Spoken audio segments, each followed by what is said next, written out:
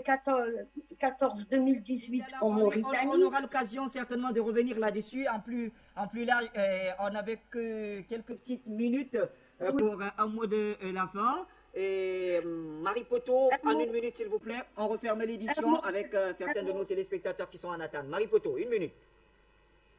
Oui, c'est pour vraiment remercier infiniment Afrique Média pour ce qu'il fait.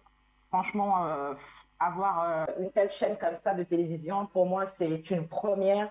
Et vous ne pouvez pas savoir à quel point vous avez vraiment aidé les Centrafricains à mieux comprendre cette crise. Avoir des médias non corrompus comme ça, c'est très rare de nos jours. Vous nous aidez vraiment grandement dans cette crise-là. Et je remercie infiniment ceux qui font les commentaires aussi. Ça nous aide à prendre note de ce qu'il faut changer, de ce qui ne va pas. Et je réitère mon soutien à mon président, président Faustin Archange Touadéra, pour tout ce qu'il fait, pour tous ses efforts. Être présent, ce n'est pas facile. Beaucoup ont essayé d'être maire, d'être député, même d'être chef de quartier, ils n'ont pas pu. Alors, croyez-moi, pour être président, pour battre sa monnaie, pour construire une armée, ça ne se fait pas du jour au lendemain. Donc, respectons ceux qui ont été élus et essayons aussi de respecter même ceux qui n'ont pas été élus, qui ont été nommés. Même les traites qui sont auprès du président, nous vous respectons et nous croyons que vous serez dévoilés comme ceux qui le sont actuellement. J'ai confiance. Il paraît qu'il faut garder loin de soi certains amis pour les protéger, mais près de soi certains ennemis. Donc, je dis aux traites qui sont auprès du président Touadéra ou auprès de ceux qui le soutiennent, ne vous inquiétez pas, c'est une question d'heure. Merci beaucoup. Afrique Média, le monde, c'est nous. Merci Marie Poto. Eh bien, je vous libère, mesdames, mais je reste avec quelques-uns de nos téléspectateurs qui sont en attente. Ils veulent dire un mot sur nos différentes thématiques.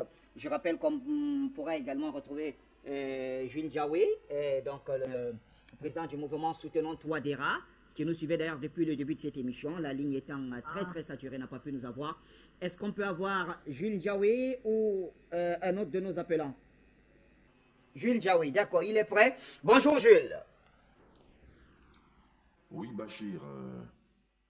Vous venez de voir les images qui sont en train de défiler. Vous avez donc compris que l'Afrique ne serait jamais en paix tant que les Africains eux-mêmes ne prennent pas en main la destinée sécuritaire de leur pays. Chaque Africain, chaque Centrafricain, chaque élément membre de l'Afrique doit pouvoir être un gardien, un vigile, un militaire de son pays, de son Afrique.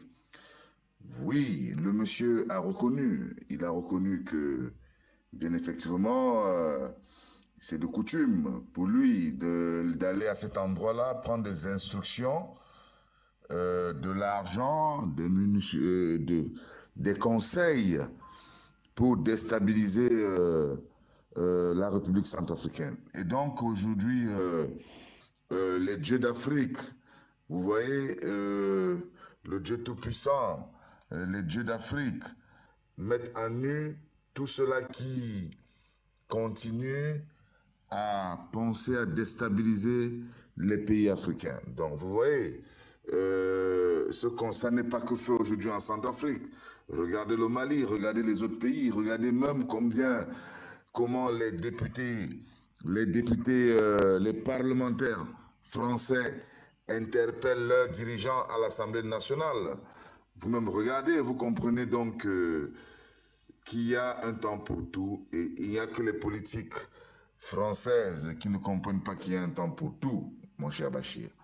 L'Afrique dorénavant est debout, le peuple centrafricain est debout. Le peuple centrafricain dit non à la déstabilisation. Le peuple centrafricain apporte tout son soutien à ses institutions. Le peuple centrafricain est soudé derrière le président Faustin Archange Touadéra. Vous pouvez bien vous douter que c'est parce que le peuple est en éveil qu'on a pu interpeller, arrêter ce mercenaire qui allait prendre des instructions auprès de certaines autorités du pays que vous connaissez.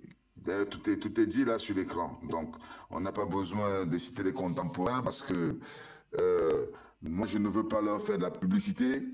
Je ne veux pas leur faire de la publicité.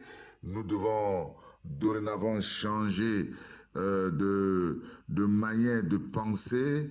Nous devons arrêter de faire la publicité de cet État voyou, de cet État délinquant, de cet État bandit, de cet État mercenaire qui passe le temps à s'aimer la terreur à travers l'Afrique, à détruire mon pays, le Centrafrique. Donc, nous devons arrêter de communiquer, même d'appeler, de parler, de prononcer le nom de cet État. Donc, mon cher Bachir, les faits sont là, nous sommes factuels, nous sommes tous prêts dorénavant, nous sommes debout. L'année dernière, vous vous souvenez, celui qui avait été mandaté pour assassiner le président Touadéra a été capturé, Quignolo. Il est toujours en détention. Il a été capturé parce que les populations avaient été vigilantes. Les populations avaient décidé dorénavant d'être elles-mêmes les sentinelles de la République. Et vous voyez que ce ne sont pas que des mots vains.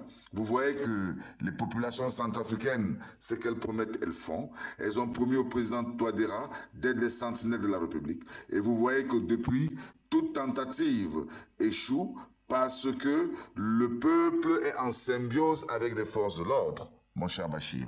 Donc l'arrestation de ce mercenaire qui allait prendre des instructions devant cette représentation diplomatique est le fruit, est la preuve même que le peuple centrafricain est tous unis et soudés derrière le président Touadéra, derrière celui qui incarne les institutions centrafricaines, derrière celui à qui ils ont donné le suffrage universel.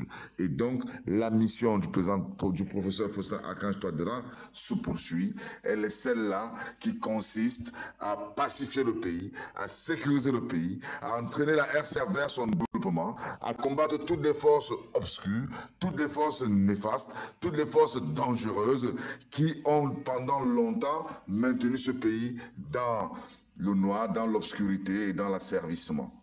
Merci Bachir. Très cher Jules Ndiaoué, qu'on retrouvera dans les prochains jours, certainement du côté de Bangui, puisqu'il y a beaucoup à faire en République centrafricaine. Et le dernier appelant, il n'a que quelques secondes, c'est justement Peter. Peter, bonjour cher ami, on vous écoute.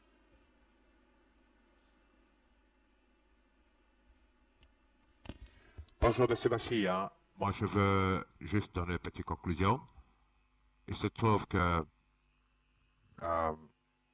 les Français ont décidé d'envoyer les troupes Barkhane au Tchad. Donc, le danger est imminent sur le reste des pays de CEMAC. Il faut que Afrique Média fasse un matraquage médiatique jusqu'à ce que le port rose soit découvert et puis on va également le mettre dans le sauce afin qu'il quitte définitivement l'Afrique. Merci beaucoup. Bye.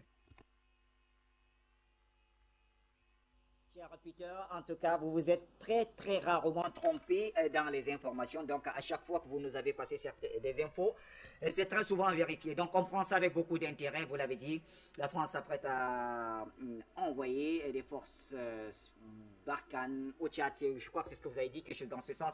De toutes les façons, l'information, on va la réécouter plus tard. Merci à nos invités qui étaient très engagés ce matin encore et nos téléspectateurs nombreux à nous suivre. C'était donc Ligne Rouge, édition du jeudi sur Afrique Média. Bonne suite des programmes sur la télévision panafricaine. Africa!